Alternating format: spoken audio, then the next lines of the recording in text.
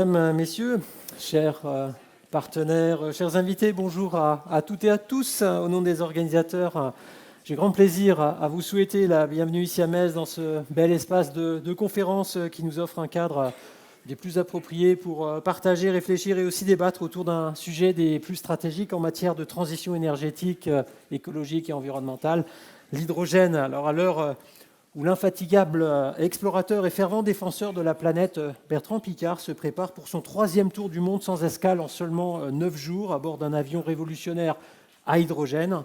Et dans le prolongement aussi d'un premier séminaire de très haut niveau que nous avions pour beaucoup ici vécu en juin 2022, c'était déjà à Metz, nous voici une nouvelle fois réunis autour d'une initiative, celle de l'EURES transfrontalier de la Grande Région, qui, associé cette fois au consortium du projet Interreg Green Sky, vous propose de réfléchir ensemble à la question suivante, la filière hydrogène en Grande Région, quelles avancées en matière d'emploi et de formation. Alors l'hydrogène, élément structurant majeur, bien sûr, qui s'inscrit bien évidemment dans l'incontournable trajectoire qui doit nous conduire à la neutralité carbone d'ici à 2050, une trajectoire qui inspire de façon concrète et ambitieuse des stratégies d'action à toutes les échelles de nos écosystèmes institutionnels, économiques, scientifiques, industriels et tant d'autres, bien sûr, et ce, au travers de politiques tant nationales que territoriales. Alors, loin de nous, l'idée de vouloir aborder aujourd'hui l'ensemble des problématiques sous-jacentes à cette révolution hydrogène qui semble définitivement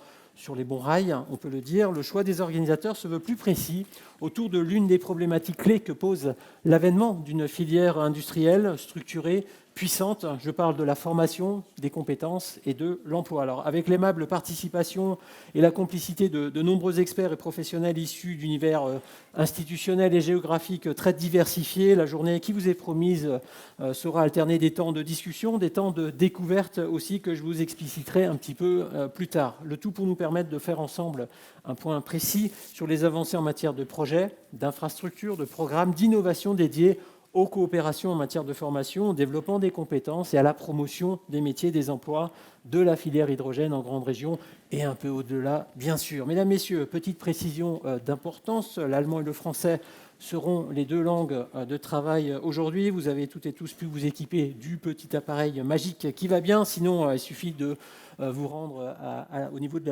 la... Non, c'est pas à la régie, je crois que c'est à l'extérieur, pardon, à l'extérieur de cet auditorium pour récupérer un casque. Il vous restera ensuite à choisir le bon canal. Un salut amical et d'encouragement à l'équipe de traduction.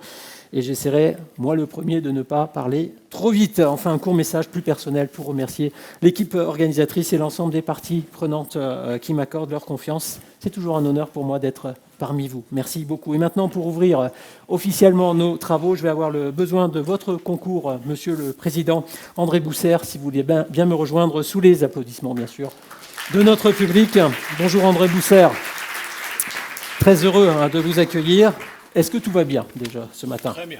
Super. Vous êtes le président de l'UE 57, Union des entreprises de Moselle, par ailleurs dirigeant du groupe AB Serve, dont le siège est tout près d'ici, à Wappy. Merci pour cette nouvelle initiative que vous portez avec l'ensemble des membres du réseau EURES transfrontalier Grande Région, dont vous êtes l'un des partenaires qui a beaucoup œuvré à l'organisation de cette journée. Alors, Monsieur le Président, au-delà du fait que je vous sais très sensible aux problématiques qui touchent à la formation, aux compétences, l'événement qui nous rassemble aujourd'hui est important à bien des égards. Il doit d'abord révéler très concrètement le chemin parcouru ces derniers mois par tout l'écosystème grand régional qui s'est fortement mobilisé pour construire des coopérations que je vais qualifier d'intelligentes et de structurantes pour faire de l'hydrogène un levier majeur de création de valeur et de transition, notamment sur les questions de formation et d'emploi. Il va aussi symboliser le passage de flambeau entre l'EURES transfrontalier Grande Région et le consortium du projet Interreg Europe du Nord-Ouest, dénommé Green Sky, porté par l'AFPA Grand Est et révélateur, s'il en est, de ce chemin parcouru avec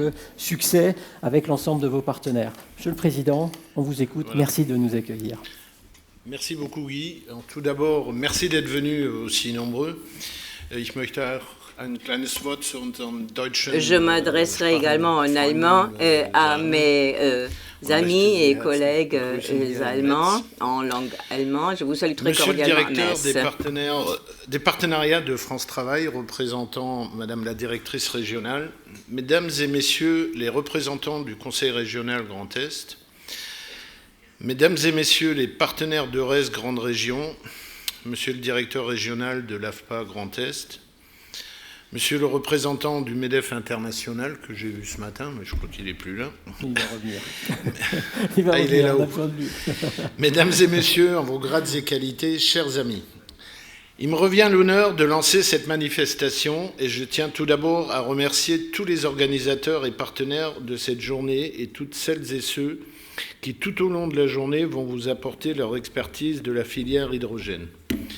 Comme vient de vous le rappeler Guy Kekut, nous nous retrouvons aujourd'hui avec le partenariat EURES Grande Région, presque 2 ans, jour pour jour, après ce premier séminaire organisé sur la filière hydrogène, afin de dresser un état des lieux des avancées en matière d'emploi et de formation.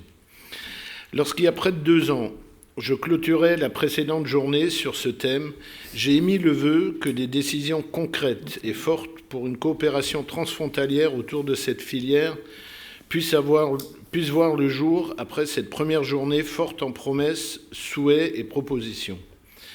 Grâce à la volonté de vous toutes et tous et l'aide de l'Europe et de la région Grand Est, nous avons transformé l'essai comme cela va vous être présenté ce matin avec le projet Interreg Green Sky, porté par l'AFPA Grand Est, auquel nous souhaitons une pleine réussite et que nous suivrons avec attention. Cette anticipation dans les orientations et la formation de nos jeunes et moins jeunes permettront aux différents projets hydrogènes qui voient le jour un peu partout dans notre région Grand Est et la grande région de trouver du personnel formé et surtout de réussir leur lancement. Je salue tout particulièrement l'ouverture de cette journée aux écoles en coordination avec les bureaux des entreprises.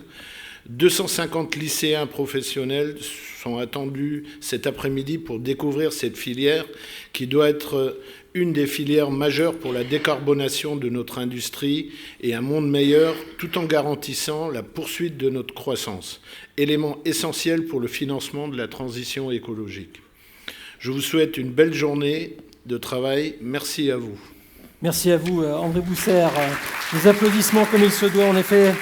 Merci pour ce propos, toujours empreint de fort volontarisme, votre marque de fabrique. La Grande Région, notre terre de jeu, sans mauvais jeu de mots évidemment, un espace de coopération dont on découvrira au fil des témoignages aujourd'hui l'envergure, des coopérations sur les questions liées à l'hydrogène, des coopérations pour œuvrer utilement en faveur d'un des enjeux clés, celui de l'emploi, bien sûr. Pour nous en apporter un témoignage concret, je vous propose d'accueillir notre prochain invité. Il est ici, Eugen Roth, si vous voulez bien, cher monsieur, me rejoindre sur cette scène et on va vous y encourager.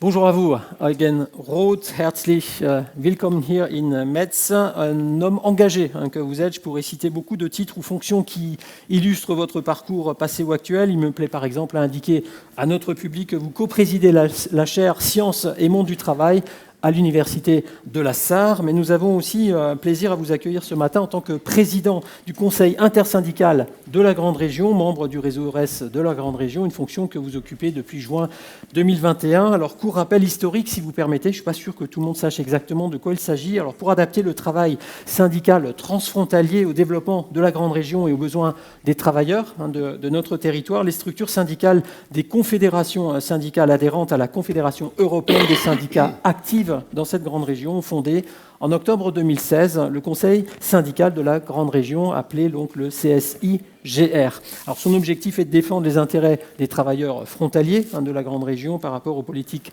européennes et interrégionales.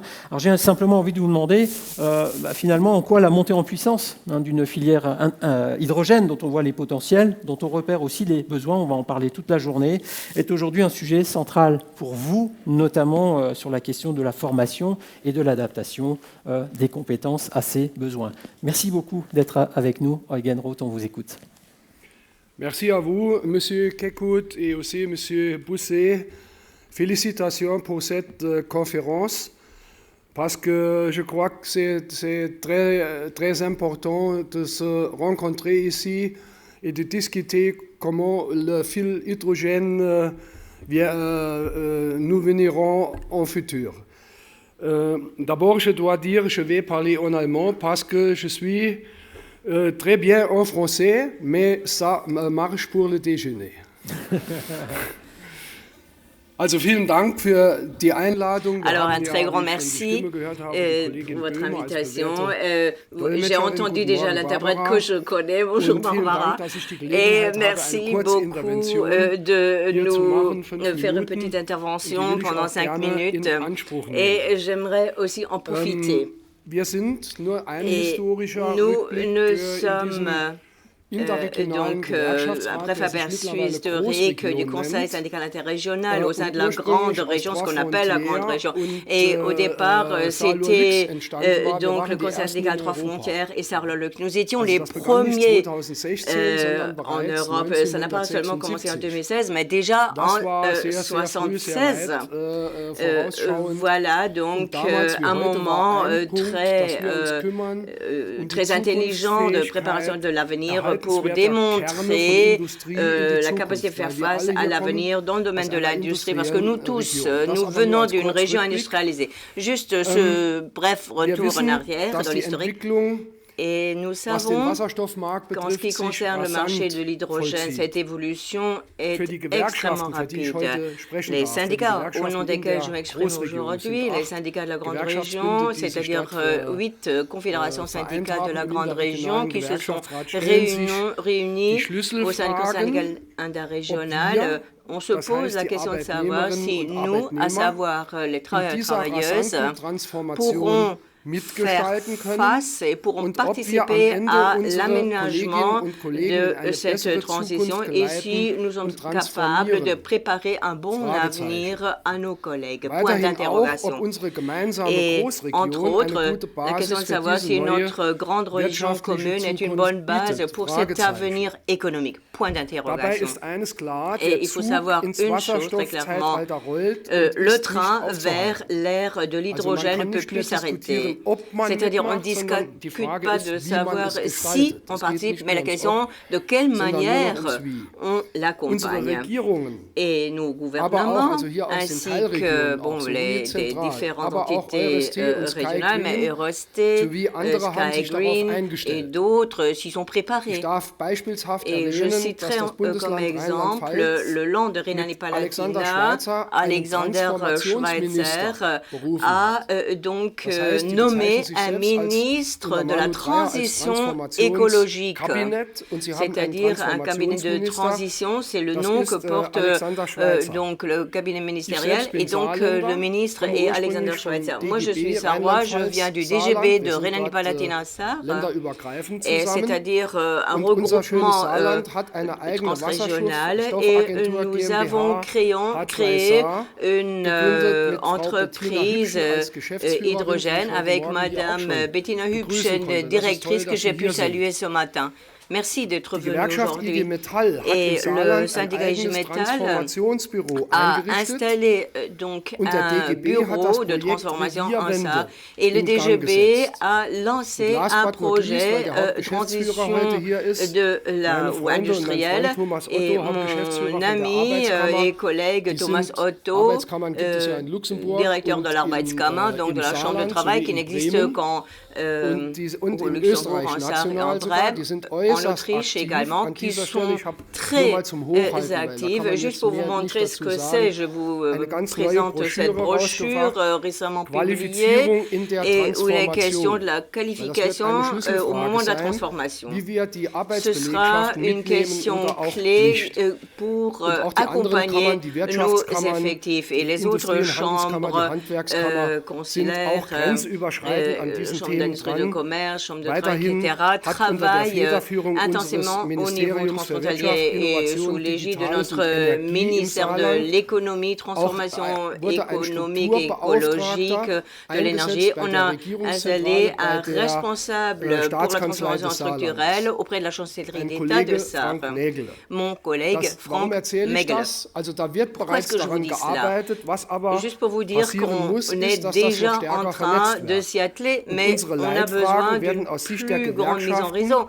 Et Et d'un point de vue des syndicats, on ne pourra y réagir de manière positive qu'à condition que les personnes concernées potentiellement, à savoir les salariés, leurs syndicats, ainsi que la population en général, participent à cette évolution et de cette transition. Ils ne doivent pas seulement se contenter à être des observateurs, mais doivent y participer activement. Monsieur Kay, je confirme qu'il y a encore du pain sur la planche également en matière de syndicats, cogestion, etc. Tout le monde a des cultures différentes que nos amis français. Nous sommes derrière cette évolution, nous le soutenons, mais nous voulons également y participer exhaustivement dès le départ et participer également à la prise de décision. Quand on veut assumer des responsabilités, il faut également pouvoir aménager. La question de la formation initiale et continue qui se trouve face à une nouvelle évolution et qui doivent être préparées afin d'accompagner cette transition de manière pratique et opérationnelle. Donc, qualification de la transformation, Thomas, on a essayé de voir si on n'a pas obligé à réinventer de nouveaux métiers, mais des qualifications supplémentaires, des compétences supplémentaires. Je vous signale, le président de notre groupe d'entreprise européen chez Dillinger, donc dans le domaine de l'acier, nous sommes sur le point de décarboniser l'industrie de l'acier. La sidérurgie, c'est un travail de longue haleine pour tout le siècle. On parle d'investissement de 3,5 milliards d'euros pour la seule industrie sarroise. Et on pense qu'en dessous de 5 milliards d'euros d'investissement, on n'y arrivera pas. Et nous participons à cela, cher Michel Becker, et nous assumons également la responsabilité parce que moi aussi, je siège au conseil de surveillance de Dillinger. Et quand on lève la main pour de tels investissements, eh bien, on réfléchit bien en quittant cette réunion pour s'interroger sur les gros investissements. Tu as donné ta parole pour quel investissement, parce qu'il s'agit également des questions de respect, d'indemnisation, de responsabilité, etc. Mais cette évolution se fera à condition de travailler au-delà des frontières dans toute l'Europe. Notre grande région ainsi que l'amitié franco-allemande revêtent une importance particulière. Je le dis par rapport à l'adresse de Berlin avec un certain esprit critique. Et j'entends toujours que nous sommes donc des personnes, des politiques transatlantique. Je ne suis pas un transatlantique, je suis un Sarrois ou un interrégional. Et je vous le dis parce que les entreprises à Yange, Escova, Dunkerque, etc., les implantations que nous avons, et il faudra le dire à M. Macron également, les Allemands y sont en bonne amitié avec les entreprises françaises. Ça fonctionne très bien, ça marche très bien. Donc au niveau des entreprises, ça marche. Et à côté de cela, il y a une autre importance. J'aimerais vous citer le projet transfrontalier Mosaïque. Donc, c'est comme ça que ça s'écrit. Je ne sais pas si je me prononce bien. C'est-à-dire des entreprises franco-allemandes luxembourgeoises. Donc, ça le luxe. On gagnera d'autres expériences et connaissances aujourd'hui. Mais félicitations pour cet événement suite à la première manifestation il y a 2 ans, et je serai plus intelligente, plus instruite en rentrant d'ici. Merci. Franco-Sarrois, merci pour votre amitié et la délicatesse de votre discours. Il nous aurait été agréable d'accueillir à cet instant Valérie Debord, première vice-présidente de la région Grand Est, déléguée à l'emploi, la formation, l'orientation et l'apprentissage. Elle n'a malheureusement pas pu être des nôtres ce matin. Elle nous prie de bien vouloir l'en excuser. Inutile d'insister longuement sur l'engagement évident de la collectivité régionale et notamment de sa vice-présidente pour conduire de façon structurée, longitudinale, une politique ambitieuse et concertée aussi en matière de mutation industrielle, de transition énergétique, notamment en faveur de l'hydrogène et plus spécifiquement sur les questions liées bien sûr au métier, aux compétences, à l'emploi. Alors des avancées concrètes se dessinent en Grand Est et plus largement en grande région. C'est plutôt à elle, évidemment, d'en parler. Elle a gentiment accepté de se prêter au jeu de l'enregistrement d'une courte vidéo. Je vous laisse découvrir les propos de Madame Valérie Debord. Mesdames et messieurs, chers collègues, chers partenaires, il y a 2 ans, nous nous réunissions à Metz pour évoquer les besoins en compétences de la filière émergente de l'hydrogène vert et décarboné de la grande région. Aujourd'hui, je ne peux malheureusement pas être avec vous, c'est pour cela que j'ai enregistré cette courte vidéo pour à la fois vous indiquer à quel point vos travaux, votre engagement sont importants pour la région, mais aussi comment nous pouvons bien évidemment vous accompagner. L'occasion, il y a 2 ans, m'avait été donnée de vous partager les ambitions que nous portons avec la présidence française du sommet des exécutifs de la grande région. Le sujet de l'hydrogène y était inscrit comme un élément majeur de notre feuille de route et les attentes étaient évidemment extrêmement fortes. Pendant cette journée, nous avions parlé de stratégie, de réindustrialisation de nos territoires, de décarbonation de nos industries, de métiers en tension évidemment, mais aussi de l'espoir de rendre plus attractifs aux yeux des jeunes, notamment des jeunes femmes, les métiers industriels qui contribuent au rayonnement de nos territoires. Et demain, qui permettront de contribuer à la décarbonation de notre pays et de notre société. 2 ans après, où en sommes-nous ? Cette journée nous invite évidemment à découvrir les premières concrétisations autour de l'hydrogène et je ne peux que me réjouir de voir que nous sommes en train de transformer l'essai. Et ça, nous le faisons évidemment collectivement. Vous êtes nombreux à avoir répondu aujourd'hui, industriels, organismes de formation, collectivités qui portent des projets de territoire, acteurs de l'emploi, de la formation et de l'orientation en provenance de la grande région et même au-delà. Cette journée conforte cette vision de l'hydrogène comme étant une filière d'intérêt collectif à haut potentiel transfrontalier et d'insertion. En Grand Est, les orientations stratégiques se sont affinées ces dernières années et les investissements se sont priorisés à mesure que les projets se sont confrontés aux réalités technologiques, économiques et politiques.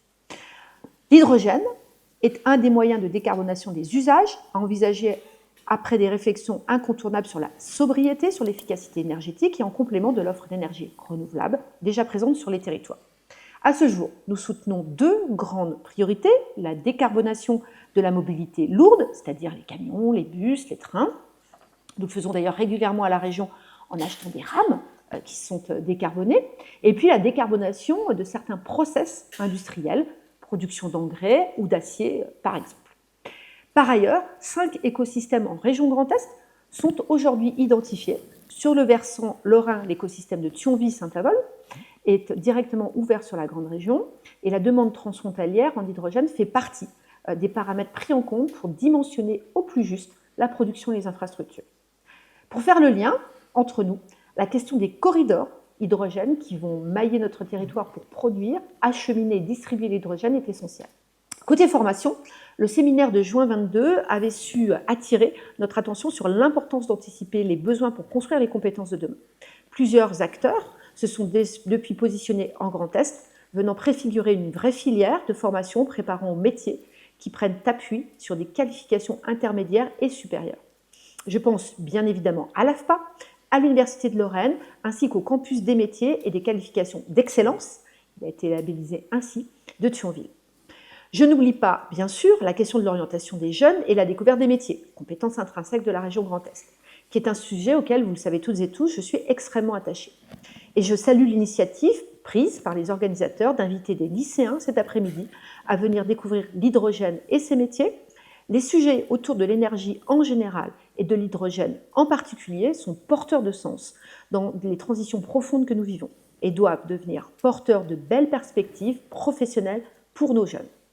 Je tiens enfin à remercier le réseau EURES Grande Région pour son dynamisme autour de ces questions d'emploi et de formation et je formule bien sûr tous mes vœux de réussite pour le projet Green Sky porté par l'AFPA et les membres du consortium.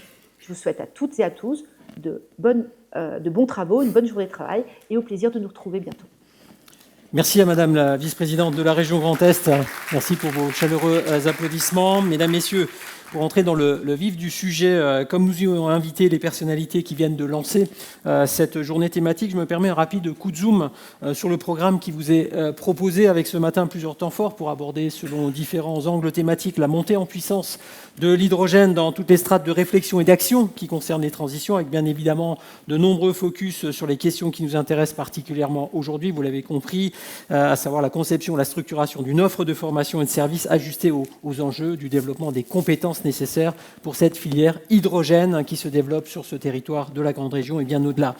Beaucoup d'exemples de témoignages qui viendront alimenter ces différentes réflexions tout au long de la matinée, des témoignages qui seront agrémentés aussi par des démonstrations, des échanges plus pratiques juste après le déjeuner dans le cadre du superbe village de l'hydrogène auquel sont associées toutes les parties prenantes de la filière et leurs dispositifs. Je parle des laboratoires, des plateaux techniques, des entreprises, des démonstrateurs. Une journée qui se veut donc, vous le comprenez, être finalement la vitrine du meilleur état de l'art actuel de la filière hydrogène et de ses atouts pour promouvoir, valoriser, développer les compétences dont la filière a besoin dans notre espace de coopération transfrontalier. Cela m'invite également à vous préciser que cette journée est organisée avec notre partenaire média Innovation 24, dont la passionnante publication Hydrogène Plus est disponible sur plusieurs points de distribution dans cette enceinte qui nous accueille. C'est assez passionnant, je vous le conseille. Vous le voyez, un programme complet, riche, dense. On peut s'en réduire, les sujets le nécessitent.